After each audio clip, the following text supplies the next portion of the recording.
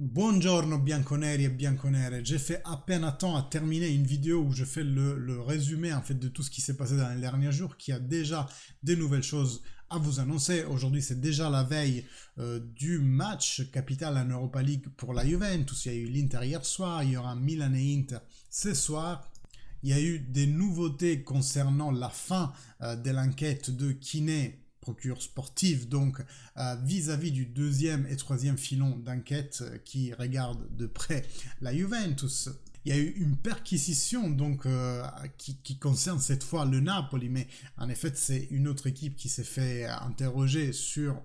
je ne vais pas vous spoiler, vous le verrez au cours de la vidéo. Dans tous les cas, merci de vous abonner à la chaîne si ce n'est toujours pas fait et aussi de liker et commenter parce que vous le savez, c'est ce qui fait rendre plus visibles les vidéos et donc on va grandir grâce à vous en tant que communauté. Alors, déjà, Danilo et Massimiliano Allegri en conférence de presse. Vous le savez, c'est un des joueurs qui sera demain titulaire, qui participe d'habitude à la conférence de presse. Il y a eu l'entraînement ouvert aux journalistes pendant 15 minutes, c'est la règle chez la UEFA. Danilo, je vais y aller rapidement, disons, à dépenser des mots vraiment importants pour Federico Gatti. Il a dit il s'est fait trouver prêt quand il fallait, alors que ça faisait quelques mois qu'il n'était pas titularisé ou même qu'il avait joué. Et donc vraiment nous a fait voir la croissance de ce joueur. Il parle un peu aussi de son renouvellement parce qu'on lui pose la question qu'est-ce que vous conseillerez à Di Maria, vous qui avez renouvelé le contrat avec la Juventus malgré cette situation. Et là, bien entendu, il dit c'est des choix personnels, chacun fait selon sa carrière et ses sensations. Moi, j'ai fait un choix de cœur. Et ça, c'est hyper important parce que Danilo, vous le savez, je le considère désormais un pilier important de cette Juventus. Malgré, il a toujours des détracteurs, hein, vous le savez aussi bien que moi. Néanmoins, je le considère un joueur vraiment fondamental dans le vestiaire. Et puis, ce qu'il donne sur la pelouse, moi, franchement, ça me plaît en tant que troisième de la défense à 3. Mais on verra sur la compo un peu plus avant parce qu'il y a quelques indices et peut-être même quelques spoilers de la part de Massimiliano Allegri. De son côté, si je dois synthétiser, parce que là, ça a fait 27 minutes la conférence de presse, les choses importantes qu'il a dit Massimiliano Allegri, c'est surtout une phrase. Le fait que ça plaise ou pas, la Juventus aujourd'hui a démontré d'être la deuxième force de ce championnat. Et c'est ce que je vous disais il y a quelques vidéos. J'ai utilisé exactement les mêmes mots. Pas parce que je suis allégriste, allégriste, allégriste, allégriste, allégriste, allégriste, allégriste, mais simplement parce que c'est la vérité. La Juventus sur le terrain a fait ces points-là et ça, personne ne nous enlèvera, ni un jugement, ni un juge, soit-il avec une accusation fondée sur des faits ou soit-elle inventée comme elle l'est effectivement, personne ne pourra enlever à ces joueurs le fait que sur la pelouse, ils les ont fait, ces points-là. Après, vous le savez, hein, si on trouve vraiment que la Juve, c'est les méchants, ils ont fait des trucs très méchants, je serais le premier à dire, je me suis trompé, hein, pardon, il n'y a aucun souci. Mais à ce qu'on sait à ce jour, la Juventus est au centre je dis pas d'un complot, mais d'un problème auto-causé que la Serie A s'inflige toute seule, vraiment du masochisme à l'énième puissance. Donc ça, c'est la phrase qui m'a plu le plus d'aujourd'hui de la conférence de presse. Après, vraiment, la sensation, c'est un Massimiliano Allegri détendu, qui semble conscient de ses moyens et des moyens de l'équipe. Un Massimiliano Allegri que je ne voyais pas comme ça depuis plus ou moins sa première expérience à Juve, en fait, parce que ces conférences de presse ont été, bien entendu, altalenantes. Donc, il y a eu des bonnes, il y a eu des mauvaises, il y a eu des désastreuses, mais aujourd'hui, il m'a fait une très bonne impression. Et dans ces mots, on peut remarquer une chose importante, c'est la meilleure version de la Juventus. Cette meilleure version de la Juventus qu'on a eue pour l'instant, mais vraiment à des endroits particuliers. J'ai en tête le match contre l'Inter, l'aller, qu'on joue très bien en campionato. J'ai en tête les 20 minutes contre la Lazio, et puis quelques prestations, par exemple, à un moment donné, la fin de première mi-temps contre le PSG à l'aller en Champions League. Voilà, on a vu une très bonne Juve, mais concentrée sur quelques minutes dans la saison, et après le néant total au niveau du jeu et des fois même de motivation, avec des pics vers le bas qui sont faramineux. Maccabi Haïfa, les deux contre le Monza, Spezia, je ne vais pas tous les citer et les référer ici, mais vous voyez, une Juve qui n'a pas su démontrer de la constance finalement. Une très bonne Juve parfois, une Juve moyenne la plupart du temps, et une Juve désastreuse à des moments topiques. Donc, il nous faut, pour gagner le Sporting demain, comme il le dit, la meilleure version de la Juve de cette saison. C'est peut-être pour demain soir, on l'espère tous. En tout cas, ici, vous n'entendrez jamais personne espérer que la Juve perde uniquement parce qu'on n'aime pas Massimiliano Allegri. Et après, parlant de tactique, il nous sort peut-être, il dit peut-être que demain, il y aura 3 pointes sur le terrain, 3 attaquants, donc des gens qui sont prônes à l'attaque, voire même 4, il dit. Et le fait d'ajouter le voire même 4, soit c'est juste une blague, et on sait qu'il a ces sorties-là des fois, mais peut-être qu'il y a un peu plus de vérité de ce qu'on imagine, parce que à la fin, les dernières 20 minutes contre la Lazio, on était en 4-3-3. Ce qui fait penser que cette Juve a commencé quand même à travailler sur une défense à 4. Et la défense à 4, c'est un peu la base pour pouvoir faire un peu de choses un peu plus compliquées en avant. Tu peux pas les faire avec la défense à 3, vous me diriez? Oui, tu peux le faire. Mais en effet, cette Juventus, ça s'est démontré sur les faits, plus un 5-3-2 qu'un 3-5-2. Parce que systématiquement, dès que l'adversaire entre en possession de ballon, nos deux externes descendent au niveau défensif, et après là, on galère à répartir. Donc même si on veut faire un jeu de contre-pied en ce moment, j'ai envie de dire qu'on ne le fait pas très bien. Par contre, dans les 20 dernières minutes contre la Lazio, on a vu une Juve vraiment féroce, attaquer même bien. Certes, on n'a pas eu un nombre ahurissant d'occasions contre la Lazio, mais ça a une seule explication, c'est le fait que la Lazio aussi a une bonne défense. N'oubliez jamais, on joue toujours contre un adversaire. Si on jouait contre des pantins, des bonhommes, ça se saurait, on gagnerait des matchs 50-0 et ça se terminerait là. L'adversaire en face a toujours aussi ses mérites.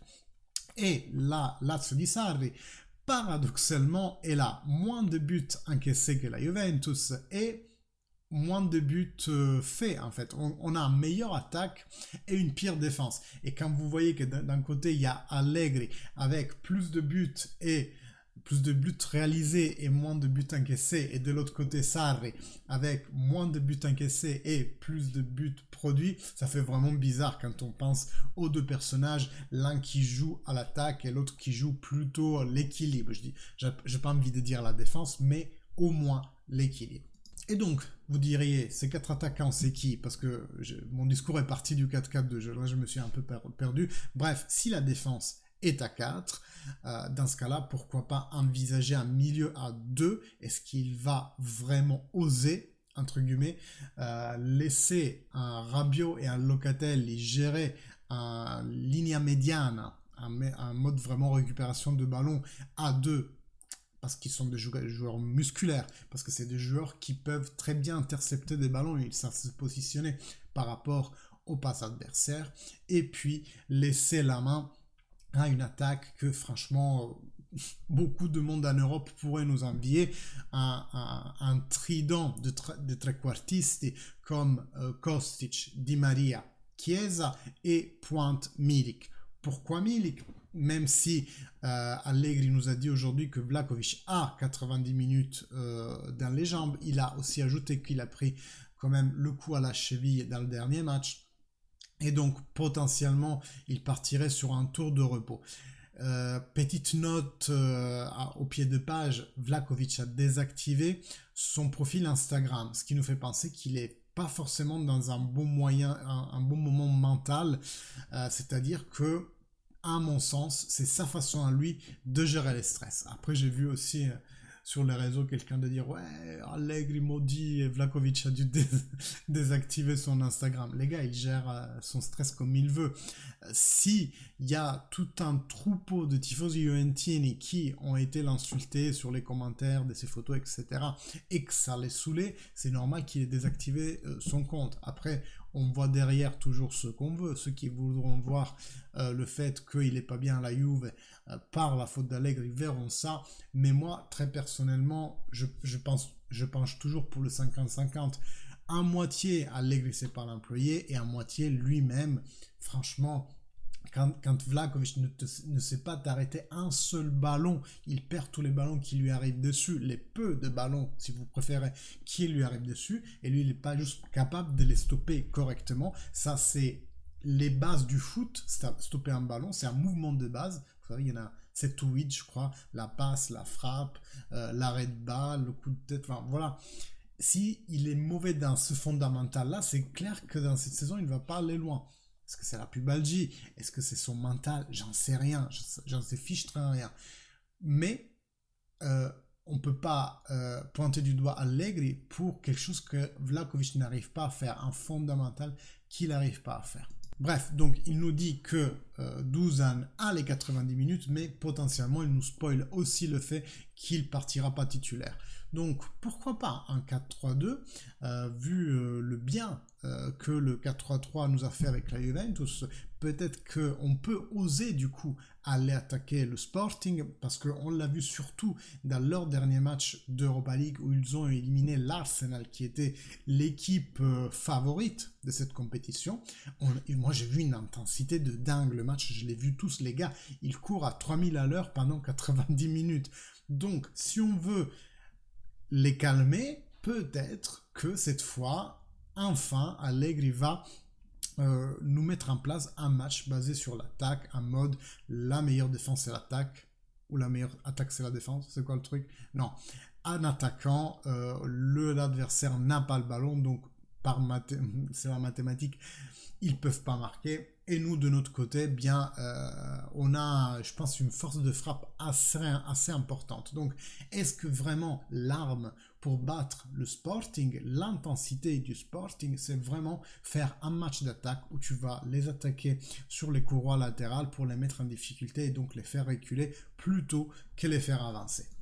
Là, c'est une théorie, les gars. Moi, j'interprète ce que j'écoute d'Allegri et je les partage avec vous. D'ailleurs, écrivez dans les commentaires ce que vous en pensez. Oh, et on va parler un peu enfin des questions judiciaires, parce que c'est vrai que ça faisait longtemps qu'on n'avait pas touché à ça. Vous vous souvenez, il y a quelques temps, je vous avais dit, la procure sportive prend encore quelques temps de réflexion pour analyser le deuxième filon, qui est celui, je vous rappelle, des manœuvres de salaire. Pourquoi ils auraient pris ce temps supplémentaire alors qu'ils ont été assez rapides pour l'histoire plus-value? On pensait que c'était juste une question de faire perdre encore un peu plus de temps, de telle façon à connaître au moins le recours au CONI qui se passe entre-temps, le recours qui va être bientôt, hein, le 19, pardon. Et en conséquence de ça, faire une requête à la cour qui aille en conséquence. En gros, si la cour du CONI aurait enlevé les 15 points à la Juve, peut-être que la procure fédérale aurait demandé encore plus 20 points, alors que si on nous avait laissé avec les moins 15 actuels, peut-être qu'ils auraient demandé 5 points par exemple. Donc vous voyez, toujours une justice un peu cum grano salis, mais là où il faut, quoi. C'est-à-dire on ne donne pas une peine qui est calculée sur les faits que tu as commis avec un barème, en mode t'as tué quelqu'un c'est 5 ans, t'as tué quelqu'un avec préméditation c'est 10 ans. Non, c'est en fonction de ce qui se passe dans le classement. Vu que tu dois être pas dans l'Europe, on te donne 15 points, et puis si on t'enlève les 15 points, alors c'est pour ça qu'on t'en donne 20 de plus. Vous voyez, c'est vraiment une justice faite selon des éléments externes finalement, qui sont totalement indépendants de ce que tu as pu commettre de mauvais. Et donc, la nouvelle nous arrive aujourd'hui, comme quoi Kiné a fermé l'enquête sur le deuxième filon et le troisième, parce qu'il y a quelques semaines, je vous avais aussi tenu au courant du fait qu'il y a une évolution. Celle qui était au départ uniquement une inculpation sur le fait d'avoir déplacé des salaires d'une année fiscale à l'autre et de ne pas bien les avoir mis à bilan selon des normes comptables européennes qui s'appliquent à un club qui est coté en bourse. Donc vous voyez la complexité de tout ça pour nous qui sommes profanes de tout ça. Voilà. Donc eux, ils ont créé un nouveau filon à partir de là qui serait le fait de d'entretenir avec plusieurs sociétés de série A une relation, disons, répétée dans le temps, ce qui ferait penser à un système Juventus. Vous le savez comme je la pense, il y a un système Inter, il y a un système Juventus. Moi, si je dois, dans mon travail, je travaille plus facilement avec la personne A et la personne B, c'est sûr que je ne vais pas forcément aller chercher d'autres personnes à l'extérieur, la C, D, B, enfin, vous voyez, j'ai tendance à faire des affaires ou à travailler avec les gens avec lesquels la relation est plus facile parce que derrière, c'est des humains qui parlent en fait, les directeurs sportifs qui disent moi je value un tel temps et je value tel autre temps. Donc voilà. On va toujours, comme être humain, vers la facilité.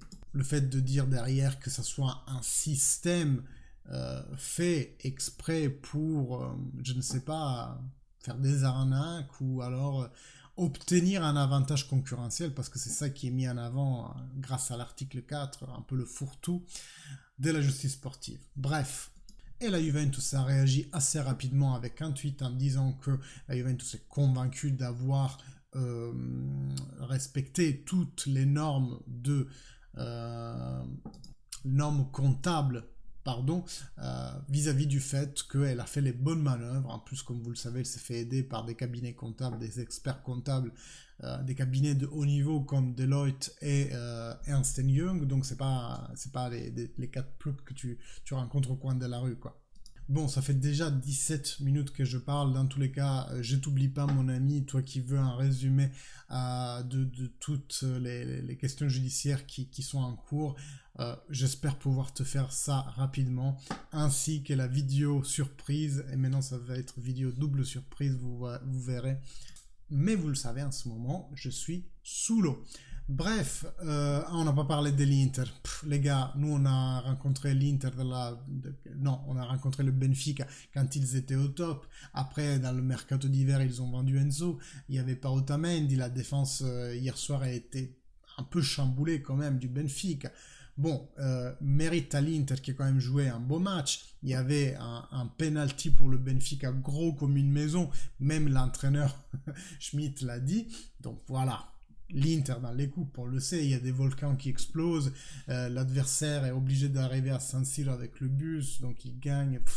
Une série de coïncidences astronomiques, les planètes qui s'alignent bien pour l'Inter, ça on connaît, la fameuse chatte interiste. Et ce soir, on va voir qui va prendre l'avantage dans cette double confrontation Milan et Inter. D'ailleurs, même moi, j'y vais. Je termine cette vidéo, je la mets en ligne et puis je vais un peu regarder le match. Je vous salue pour ce soir. Merci et fino alla fine. Forza Juve. Ciao.